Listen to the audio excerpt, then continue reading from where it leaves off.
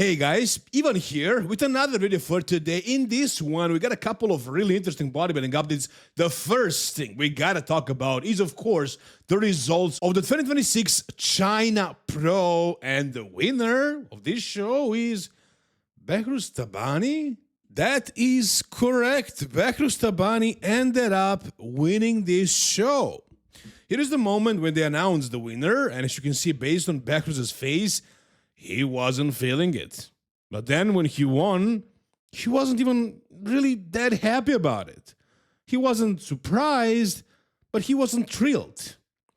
Why is that? Well, my best guess would be that somebody told him that he won the show, and that the reason why he won this show is just because they want to see him at the Olympia stage, and he needs to get that qualification as soon as possible in order to apply for the visa as soon as possible. That's one explanation. The other thing would be that maybe he just wasn't happy with the look that he brought, and that he didn't care whether he wins or not. He wasn't happy with what he looked like. Was he really that off? Was he really worse than James Hollinshead?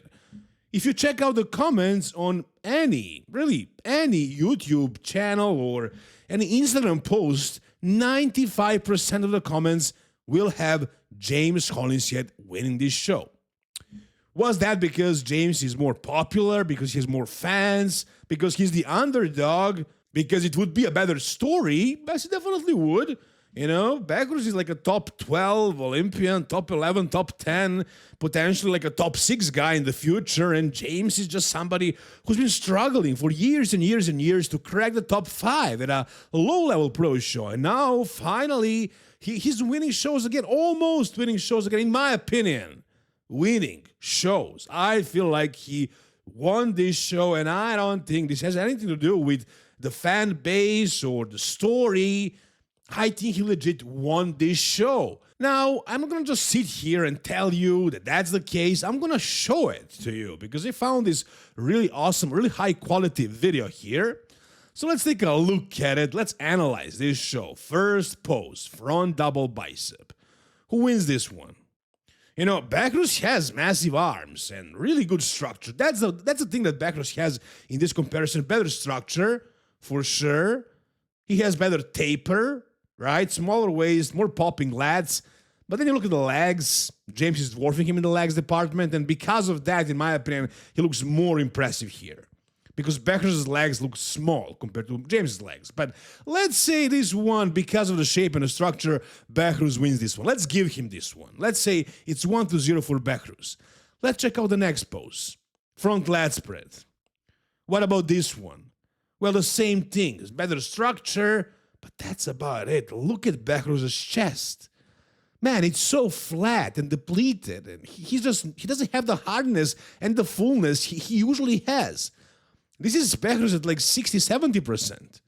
We all can see that. But was it good enough to beat James? Front lat spread? No, absolutely not, in my opinion. James's legs, bigger, fuller, arms, chest, everything is just better. The tan is better. The oil is better. He's just popping out much, much better, while Behruz is looking really flat and just, you know, you don't even notice him. That's how impressive James looks right here. Side chest. Is this even a comparison? Come on. James is definitely annihilating him in this one. Look at the 3D. Look at the pop. Look at the roundness. Look at the size. The conditioning as well. Then the color, the tan, the oil. Man, it's not even close. He's dwarfing him as well. James is much bigger here. So the side chest goes to James, no doubt. Back double bicep. This one is definitely a surprise. You would imagine that Behruz would beat James in this pose, but right here, no, man. Absolutely not. Again, look at the details, the quality, the polish, the pop. Everything is on James's side. The conditioning in the hamstrings and in the glutes. He's just way harder, bigger, fuller, rounder. He wins the back double. Back lat spread. Same story, man. Same story. Bigger back, wider back, thicker back, more muscle, better conditioning, better pop, just overall a better look for James. side tricep. Again, same story. Becker's side tricep is phenomenal. But this version of Becker's, not very good. And James looks like like an alien right here. This pose is really strong for James with this amount of muscle and pop and everything. Good, man. Just really, really good. Abs and thighs. Even though Becker's midsection is kind of better and maybe he has deeper abs a little bit and smaller waist, James kind of known for having shallow abs. Still, this pose flows better on James because he has more pop in the lats, in the arms, in the legs by far. So I have him winning this pose, and the only pose I really have James losing is the most muscular. That's Becker's strongest pose. It looks really good on him, but you could probably argue that James is beating him in this one as well because of the leg size and the overall polish and size. But no, let's give Becker's this one. So in my opinion, it's 6-2, and I just don't see the reason why Becker's won this show, other than the fact that he has a bigger name, and they want to see him on the Mr. Olympia stage.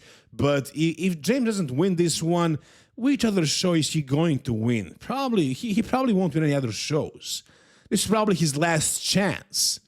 And his coach, Zach, made a story in which he's talking about how he feels about this loss right here.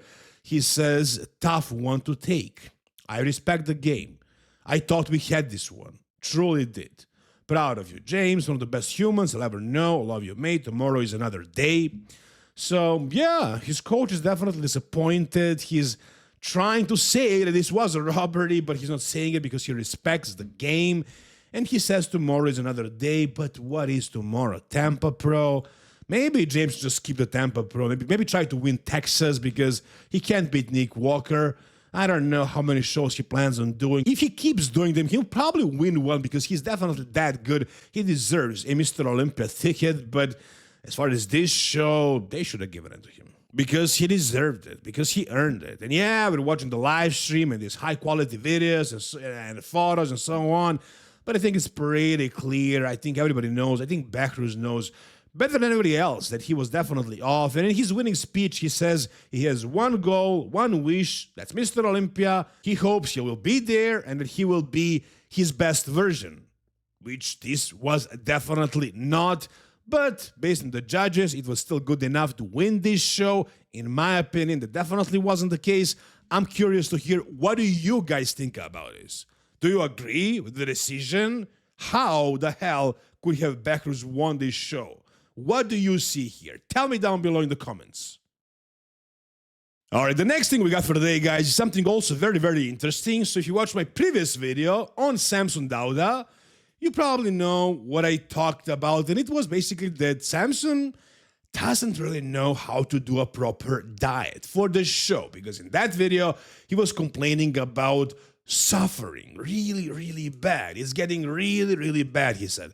So he really felt like he was dieting hard. He felt like he felt the way he should feel maybe at 4 weeks out or so.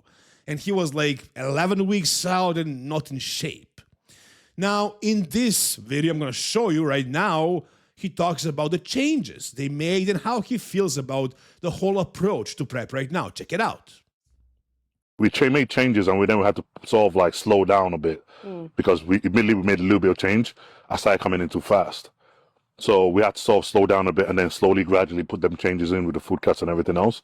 So we did that and the body stabilized. Cardio. This week we introduced cardio. 2 days of cardio. The effects of that was so rapid. We've never been in a position where my body could change, respond that fast to get in shape for a show without really pushing it. People will think, oh, that's a good thing. Yeah, great. But you need to understand that we fell for this last year where we sort of just like, okay, it's happening fast, just go with it. And look what happened. It's almost like we're now learning from last year and learning for what we did to be more mindful of those things. Just because your goal is to get in condition doesn't mean that you should put all your focus on that, and regardless of holding on to the sides of muscle you've. All right. So it seems like he might have figured some things out. So what he says is that they introduced cardio and probably started pushing things a little bit more, and his body started changing rapidly. I guess that's when he started feeling that bad. And now he says they're going to try and slow down things because he doesn't want to over diet like last year. Is that really what is going on? I'm not sure. I mean, he's definitely feeling like he's dieting hard. But as he looked like that, based on the previous update he posted, he still had plenty of fat and water, especially around the glutes area, but everywhere else, really. So he wasn't truly in shape at that moment.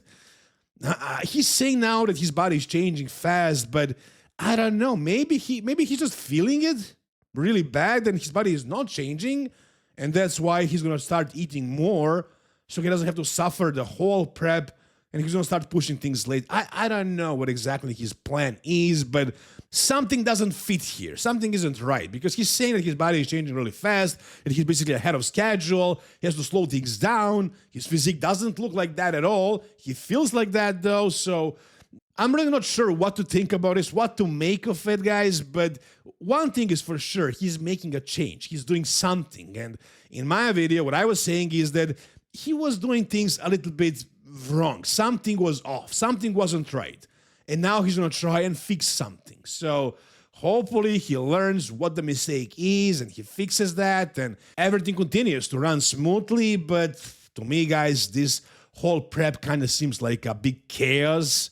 And I don't know if things will click in the end. So this is why I would prefer Samson to hire a high-level coach, somebody with a lot of experience, somebody who has been through this process with top-level guys, with massive guys many, many times and knows how to react when certain things happen. But this way, it's kind of like a hit or miss. They hit it once at 2024 Mr. Olympia, and that's it. So will they hit it again, or is it going to be a miss again, another miss? I don't know, but they're doing something, they're changing something. I hope they're reacting to their own feedback, not to what the internet is saying, but even if that's why they're doing this, it's still good that they're making a change, because change needs to be made. If you're suffering that bad at 12 weeks out and you're not even close to being in shape, something is off, something needs to be done differently. What do you guys think? Tell me down below in the comments. Alright, and the final thing we got is a new physique update by Martin Fitzwater. New, but not current. This was taken at 15 weeks out of the Mr. Olympia when he was in Toronto for whatever reason. This is what Martin looks like a couple of weeks ago, like 5 weeks ago. And honestly, guys, it's very good. Let's take a look at the video. So for 15 weeks out, this conditioning is good. It's actually very good. If this was at 10 weeks out, I would still say it's fine, because in the past, he was getting in condition really fast. Last year, though, that wasn't the case, because he was not in condition at the Arnold, Ohio, nor the Arnold, UK. So him being this lean at 15 weeks out, this is good. This is spot on. And I think he may have made some progress, because he looks really big, really round. Right here in this pose in the back double, he kind of reminds me of James Honesty a little, especially with the lower body, only with a bigger back, wider back. Not that much. James is also pretty big right now in the upper back, in the upper body, but Martin is obviously bigger and fuller and rounder. So Martin is definitely one of those guys who can be a top 5, top 3 Olympian if they nail it. We'll see if Martin is going to be able to nail it for this year's Mr. Olympia. But the way things are going for him, the way this is shaping up, from what I'm seeing, it's looking very good, man. It's looking promising. Again, for 15 weeks out, this conditioning is very good. It's definitely very good. I like it. He's spot on, if you ask me. Let's just hope this keeps progressing in the right direction. He doesn't start stalling, or he doesn't get too conditioned and loses the fullness. He has a coach for that, to worry about that, and that's Stefan Kinsel. Will Stefan Kinsel be able to finally nail Martin the way he did it for the Prague Pro? After that and before that, he was never really 100%. That show he was, but maybe that's going to be the only time he's 100%, that one show. But even if he's like 90, 95%, that's still a top 5, top 6 Olympian. So hopefully he doesn't just fail badly the way he did at the Ohio. To me, in this video, he looks like he made some progress, and his conditioning is good for this point. That's the way I see it, guys. If you see it differently, feel free to let me know about it down below in the comment section. If you guys enjoyed this video, give it a thumbs up, subscribe to the channel for more content like this. See you soon, guys. All the best, and bye-bye.